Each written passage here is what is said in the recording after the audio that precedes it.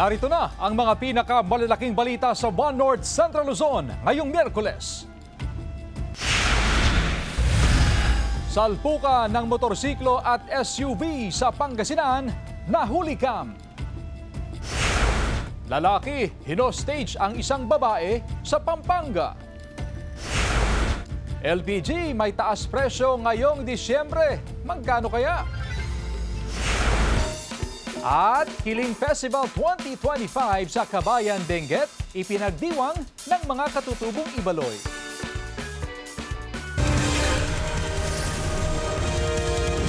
Ito ang GMA Regional TV, One North Central Luzon. Magandang hapon, ako si Chris Zuniga. 2 piso kada kilo na taas presyo sa LPG ang sumalubong sa mga consumer ngayong Disyembre. Yan ang balitang tinutukan live ni Sandy Salvacio. Sandy? Chris, napapailing ngayon ng ilang mga negosyante dahil kasabay nga ng pagtaas ng demand sa liquefied petroleum gas o LPG ay ang pagtaas din sa presyohan nito ngayong buwan.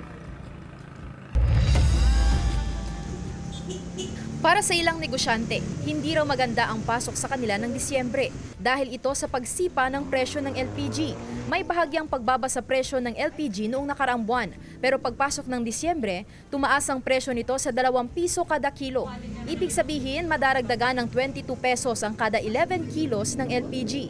Si Jerry na nagmamayari ng panaderya sa Mangaldan, Pangasinan, gumagastos daw ng halos 50,000 pesos sa LPG. Nag-a-adjust na lang ako ng putol kasi pag sinubukan ko naman itaas, magdadagdag ako ng presyo. Ganun din, natitirahan din ako kasi hindi nag-iiba yung ng tao eh.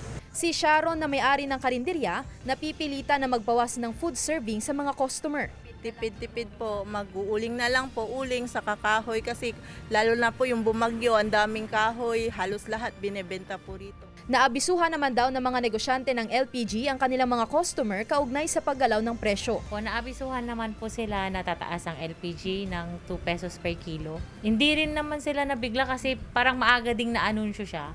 Ayon sa Department of Energy, isa sa mga humina sa presyo ng LPG ay ang pagtaas ng international contract price. Wala namang nakikitang shortage sa supply ng LPG ngayong buwan.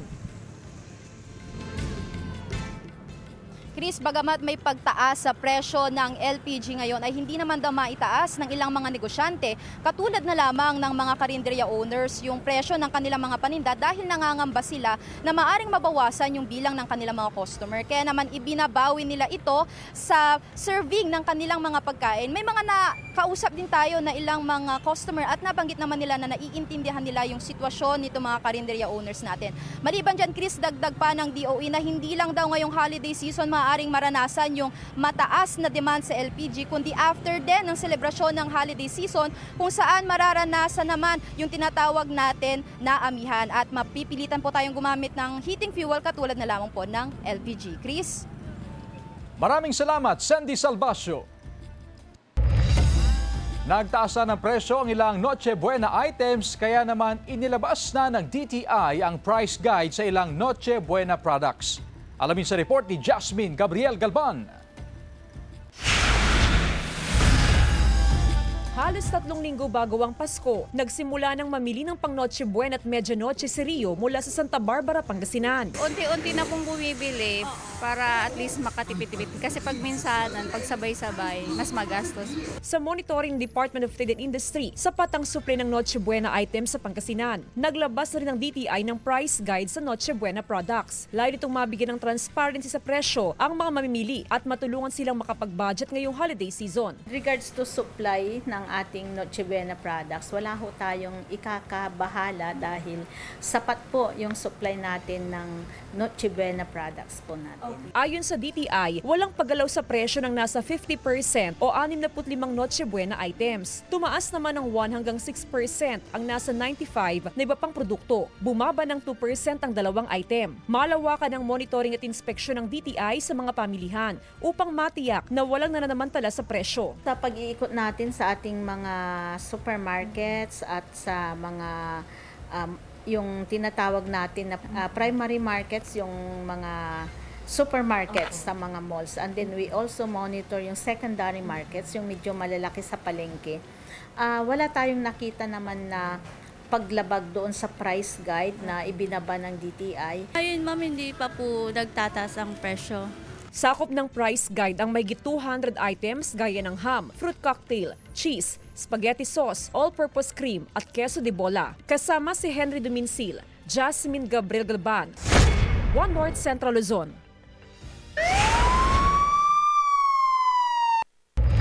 Lalaki hinostage ang isang babae sa City of San Fernando, Pampanga. Naka-alerto CJ Turida. Nabulabog ang ilang residente sa Barangay Santo Niño, City of San Fernando, Pampanga nang pagbantaang saksakin ng isang lalaki ang isang babae sa loob ng isang shop sa lugar bandang alas 8 ng umaga kahapon. Ayon sa PNP, biglang pumasok ang suspect sa establishmento. Hinawakan ang damit ng biktima at tinutukan ng patalim habang sinasabing may mga hindi kilalang lalaki na humahabol sa kanya at nagbabantang papatayin siya. Ang biktima natin is naka-duty dun sa isang laundry shop, tapat ng isang church. Then dumating yung suspect. Accordingly, meron daw humahabol sa kanya na gustong pumatay. So parang nag-hallucinate siya. Then ginrab niya tong biktima natin na attendee ng isang business na laundry. Ginawa niyang shield. Agad rumisponde ang mga pulis at naaresto ang suspect. Apparently, nung dumating yung mga pulis natin, kumalma naman yung suspect at peacefully siyang sumama. Dinala ang suspect sa himpilan ng pulisya para sa tamang disposisyon. Gayunman, hindi na siya sasampahan ng kaso matapos siyang patawarin ng biktima. Upon validation na pag-alaman natin itong tao is parang kalalaya niya at nag-serve siya ng sentence sa isang kaso. Sa ngayon, nasa kustodiya pa rin ng pulisya ang suspect at inihahanda na ang kanyang turnover sa DSWD dahil wala na umano itong pamilyang mauwian. Wala pang pahayag ang suspect. Sinisikap ng GMA Regional TV na makuhanan ng pahayag ang biktima. CJ Torida, One North Central Luzon. Aksidenteng nahulog sa ilog ang isang kuliglig habang tumatawid sa tulay na gawa sa kahoy sa bahagi ng Purok sa Lungsong, Barangay Tangladan, Kalanasan, Apayao, magtatanghali kahapon. Kargado ang kuliglig ng sako-sakong palay. Ayon sa video uploader na si John Ray Lustre, ilang beses nang nagpabalik-balik ang kuliglig upang i-transport sa nag-aabang na dump truck sa kabila ng ilog ang mga aning palay para ibenta sa bayan. Bumigay umano ang kahoy na bahagi ng tulay. Nagalusan ang dalawang sakay ng kuliglig. Nagtulong-tulong naman ang mga residente upang maiahon ang kuliglig. Nagsagawa na ng assessment ang lokal na pamahalaan ng Kalanasan upang maayos ang nasirang bahagi ng tulay. Samantala, anumang oras ay posibleng nasa loob na ng Philippine Area of Responsibility ang low pressure area na minomonitor ng Pag-asa. Huling namata ng Pag-asa ang nasabing LPA sa layong 1,190 kilometers silangan ng southeastern Luzon. Ayon sa Pag-asa, mataas pa rin ang tsansa nitong maging bagyo at kung sakali ay tatawaging Bagyong Wilma. Sa initial na track, posible itong maglandfall sa Caraga o Eastern Visayas sa weekend. Maaari ring tawirin ito ang Visayas sa mga susunod na araw pero pwede pang magbago kaya patuloy na mag-monitor ng updates. Sa ngayon, wala pang epekto ang nasabing LPA pero patuloy na magpapaulan ang amihan, Intertropical Convergence Zone o ITCZ at localized thunderstorms. Sa datos naman ng Metro Weather, may tsansa pa rin ng ulan sa Northern Luzon kasama na ang Cordillera at Cagayan Valley, pati na ang ilang bahagi ng Central Luzon. Posible rin ang ulan sa iba pang bahagi ng bansa.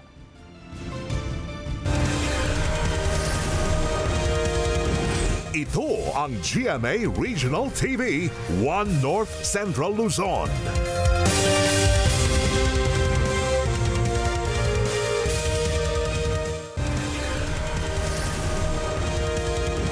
Ito ang GMA Regional TV, One North Central Luzon. Sugatan ng dalawang katao sa salpukan ng motorsiklo at SUV sa Santa Barbara, Pangasinan. Tutukan sa report.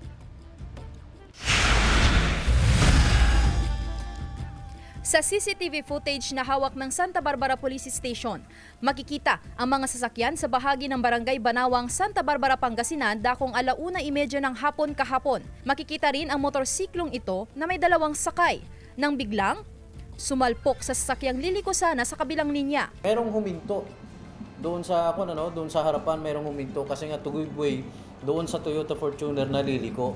Without knowing na merong mabilis na dalawang riding in tandem na nakamotor, nakita nila yung naka-stop na isang sasakyan.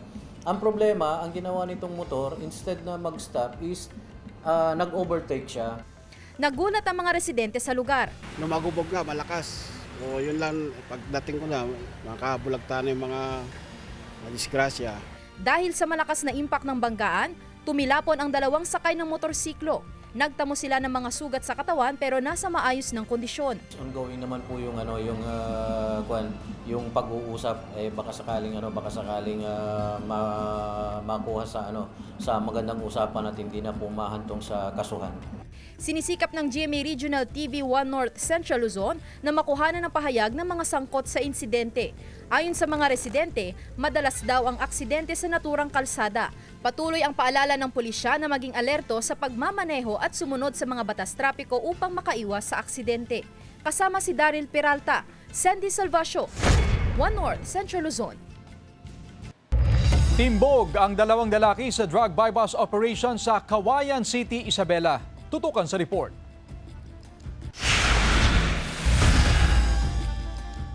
Timbog ang high-value at street-level individual sa buy-bust operation ng otoridad sa Barangay Tagaran, Cauayan City, Isabela. Nasamsam ang 2 plastic sachet na naglalaman ng 10 gramo ng iligal na droga na nagkakahalaga ng 28,000 pesos. Maliban sa buy-bust at budol money, nakuha rin mula sa 2 sospek ang 9mm pistol, magazines, mga bala at isang airsoft rifle. Nakuha rin ang pouch na naglalaman ng 128,000 pesos, isang cellphone, drug paraphernalia at sasakyan ng mga sospek. Mahaharap sa kaukulang kaso ang mga sospek na wala pang pahayag. Sa Cagayan Valley Region, 70 individual ang naaresto sa magkakasunod na operasyon ng otoridad nitong nagdaang linggo. Kasong kriminal, illegal drugs, illegal logging at iba pa ang kinakaharap ng mga naaresto. Sa nasabing bilang, 4 sa mga ito ang most wanted.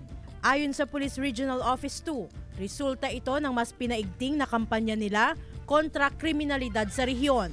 Glam Calicdan, Dizon, 1 North Central Luzon. Samantala, early booking ngayong holiday season ipinatutupad na ng bus companies sa Dagupan City. Narito ang report. Inaasahan ang dagsa ng pasahero sa mga bus ngayong holiday season. Mararamdaman daw ito sa ikalawa hanggang 3 linggo ng Desyembre. Estudyante ang karamihan sa mga biyahero na uuwi sa kanilang mga probinsya. Ang ilang kumpanya ng bus sa Dagupan City nagpatupad na ng early o advance booking. Para hindi tayo makon sa mga rush hour. Kasi habang lumalapit yung Pasko, ayan, halos punuan na yan, ma'am. Wala na tayo makuha ang booking. Malaking tulong daw sa mga pasahero ang advance booking, lalo na ang mga uuwi sa malalayong probinsya. Para hindi maabala sa Sa Dagupan City, aabot sa may 200 units ng bus ang babiyahe sa iba't ibang lugar, gaya ng Zambales, Baguio City at Isabela. Nakapag-request na rin ng special permit ang mga kumpanya sa LTFRB. Magiging epektibong special permit 10 araw bago ang Pasko. Ngayon pa lang, nakaalerto na ang Dagupan City Police Office, kabilang sa mahigpit nilang babantayan ang mga bus terminal. Normal na sa ating kapulisan, ang pambansang kapulisan po, pagdating nitong mga okasyon po ay lagi po kaming nakaprepare man dyan sa mga pagbigay ng mga seguridad at katiwasayan sa ating mga kababayan po. Kasama si Henry Duminsil, Jasmine Gabriel Galban, 1 North Central Luzon. Mga estudyante ng Calasiao National High School sama-samang nagsindi ng kandila bilang pagunita sa World AIDS Day. Sundan sa report.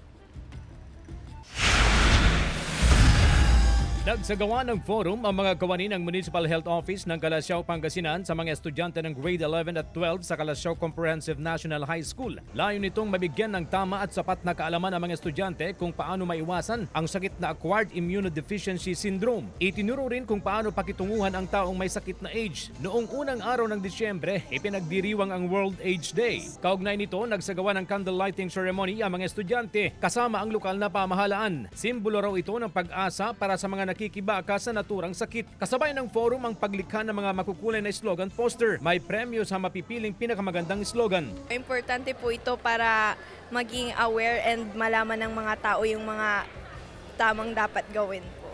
Hinihikayat ng Municipal Health Office na bukas ang kanilang tanggapan sa sinuman na gustong magpakonsulta kaugnay sa sakit. Ang ating serbisyo sa HIV testing po ay available sa ating Municipal Health Office. Yung confidentiality po ng patient is talagang sinisigurado po namin. Kasama si Ron Taniedo, CJ Torida, One North Central Luzon.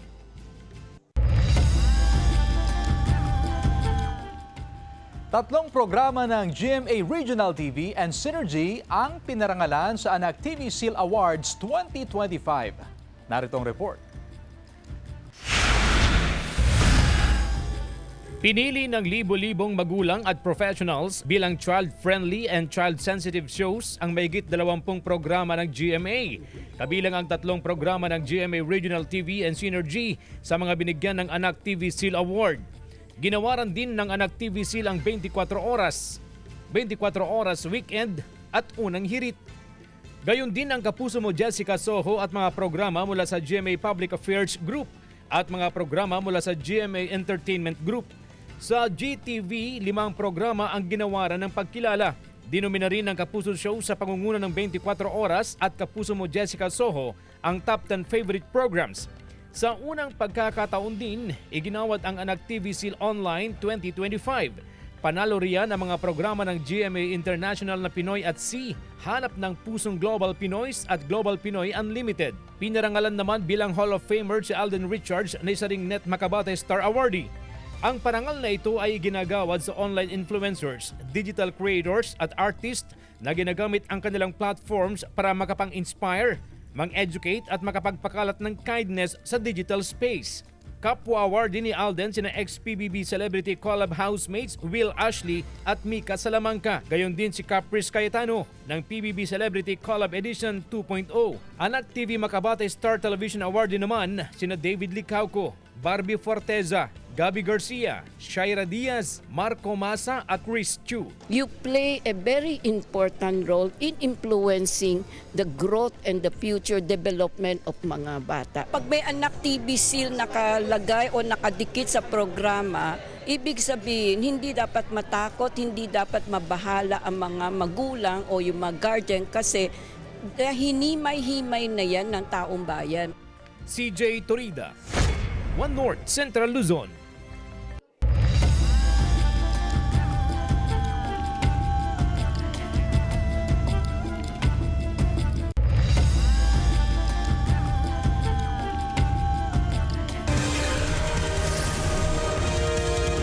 Ito ang GMA Regional TV, One North Central Luzon.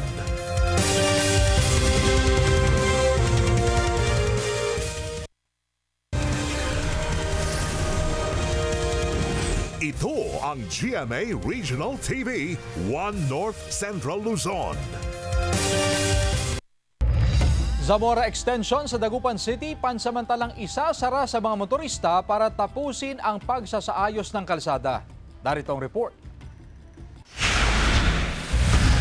Nakatakdang buksan ngayong araw sa mga motorista ang 3rd at 4th lane ng Perez Boulevard sa Dagupan City. Kasabay nito ang pagsara naman ng Zamora Extension upang bigyang daan ng concreting sa natitirang bahagi ng Perez Boulevard. Panigurado, papakpakin na nila yung close na po yun. Pabor dito ang mga motorista. Dapat daw kasing pansamantalang isara para walang sagabal at mabilis ang paggawa sa kalsada. Mas okay yan ma'am kasi para mabilis matapos yung kalsada ng papuntang Perez.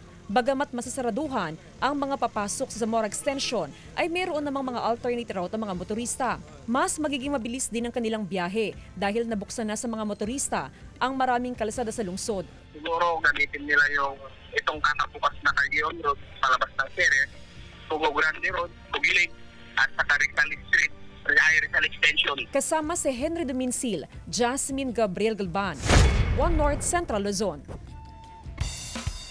Kiling Festival 2025 sa Kabayan, Benguet ipinagdiwang ng mga katutubong Ibaloy. Tunghayan sa report. Masaya at matagumpay na ipinagdiwang sa Kabayan, Benguet ang ika-4 na Kiling Festival na bahagi ng 125th founding anniversary ng bayan. Sa parada pa lang, ipinakita na ng mga bata ang kanilang husay sa drum and lyre performances. Tampok din sa selebrasyon ng iba't ibang mga aktibidad tulad ng theatrical retelling sa alamat ng Kiling. Mayroon ding Kiling Tinikling at modern ethno-cultural performance. Hindi rin nagpatalo ang mga senior citizens sa kanilang inihandang say-awit. We participated because we want to show to the next generation that it is not only seniors, it is not only old people who will participate in this activity, but we encourage young generations, especially students. Para sa mga katutubong Ibaloy, ang kiling o Siberian Ruby Throat ay maliit na klase ng ibon na nagsisilbing palatandaan ng mga residente na tapos na ang tag-ulan at pagsisimula na rin ng panahon ng pagtatanim ng palay. Bagamat nabawasan ang bilang ng mga magsasaka sa bayan, layon pa rin itong panatilihing buhay ang kanilang tradisyon. In those moments, we were reminded that the true strength of Kabayan is not in our mountains or our traditions alone, but in our unity. Pinagtitibay rin ang pagpapahalaga sa kultura, kasaysayan at katatagan ng komunidad. Sandy Salvacio, One North Central Luzon. Sinibak at kinasuhan ang 6 na tauhan ng PNP-CIDG na kumupit umano ng milyong-milyong pisong cash evidence mula sa ni-raid na Pogo sa Bagak, Bataan noong 2024. Natukoy na kulang ang perang kinumpiska matapos sa utusan ng korte ang PNP-CIDG na ibalik ang perang kinustudiyan nila habang dinidinig ang kaso. 141 million pesos dapat ang ipinababalik na pera sa kumpanya, pero 128 million na lang ang pera ng buksan ng kahon. Ang 13 million pesos, budol o peking pera na. Pinagparte-parte na raw ng mga sangkot na tauhan ang perang nawawala. Ang tumayong Assistant Ground Commander at Evidence Custodian sa operasyon, iginiit na all accounted for ang pera. Sinusubukan namang kunan ng pahayag ang 5 iba pa. Maagang ibinahagi ng lokal na pamahalaan ng Mangaldan, Pangasinan ang academic financial assistance ng mga residenteng mag-aaral ng high school at college. Nakatanggap ng 1,200 pesos ang 600 na junior at senior high school students, habang 2,000 pesos naman ang natanggap ng mga mag-aaral o nag-aaral sa kolehiyo. Sila ang mga scholar ng LGU na mula sa mga pamilyang hikahos sa buhay. Ayon sa lokal na pamahalaan, tuloy-tuloy na makakatanggap ng tulong ang mga estudyante basta't hindi sila titigil sa pag-aaral at walang bagsak na grado. Para sa mga estudyante, malaking tulong daw ito sa kanilang mga bayarin sa paaralan. Christmas Village ng La Union, pinailawan na. Silipin sa report. 22 days bago ang Pasko, pero sa probinsya ng La Union, namumutik-tik na sa dekorasyon ang naragsak a Pascua Christmas Village na matatagpuan sa San Fernando City. Tampok sa pasyalan ang 17-meter giant Christmas tree na pinalamutian ng halos 900 parol na likha ng Persons Deprived of Liberty o PDLs mula sa La Union Provincial Jail. Tiyak na hindi magsasawang mag-selfie ang mga bibisita sa pasyalan dahil bawat sulok ng Christmas Village ay kumikislap sa iba't ibang pailaw at palamuti. Bukod sa mga pailaw, tiyak na may i-enjoy rin ng mga chikiting, barkada o pamilya ang carnival rides. Binuksan din ang Christmas Bazaar sa lugar kung saan bida ang mga lokal na produkto ng iba't ibang bayan sa La Union. Sa bayan naman ng Talavera sa Nueva Ecija, naging sentro ng Christmas lighting ceremony ang mga pailaw na hugis palay. Sinisimbolo umano ng palay ang katatagan, sakripisyo, pagkakaisa at tagumpay ng mga magsasaka sa bayan. Nagliwanag ang buong paligid ng munisipyo at mayroon ding tunnel of lights. Bukod sa pailaw, may night market at food bazaar din sa lugar. Sa pinili Ilocos Norte, ibinida naman ng mga residente ang kakaiba nilang Christmas Village. Pawang recycled materials kasi ang ginamit nilang pandisenyo para makatipid sa budget. Mga lumang kahoy, tangkay ng nyog, plastic bottles at iba pang patapong bagay ang kanilang ginamit. Mayroon ding maliliit na bilen. Maaaring pasyalan ang Christmas Village na nakadisplay sa harap ng munisipyo. Joel Fernandez, One North Central Luzon. Mga kapuso, 22 days na lang. Pasko na. Samantala, mapapanood niyo po ang episode na ito at iba pang pinakahuling lokal na balita sa official website ng GMA Regional TV, www.gmaregionaltv.com. Pwede rin kayo bumisita sa aming official YouTube channel, GMA Regional TV, at i-click ang subscribe button para sa pinaka-maiinit na balita mula sa mga rehiyon. Nais din naming pasalamatan ang mga kapuso sa Hilaga at Gitnang Luzon, maging ang mga kapuso natin abroad. Dahil sa GMA Regional TV, local news matters. At yan ang mga pinakamalaki at pinakahuling balita sa Hilaga at Gitnang Luzon. Maraming salamat sa pagsama sa amin, pati na ang mga kapuso sa ibang bansa na tumutok sa mga balita sa rehiyon. Ako po si Chris Zuniga. Kami ang GMA Regional TV, One North Central Luzon. Buong puwersa para sa mas malaking misyon at mas malawak na paglilingkod sa bayan.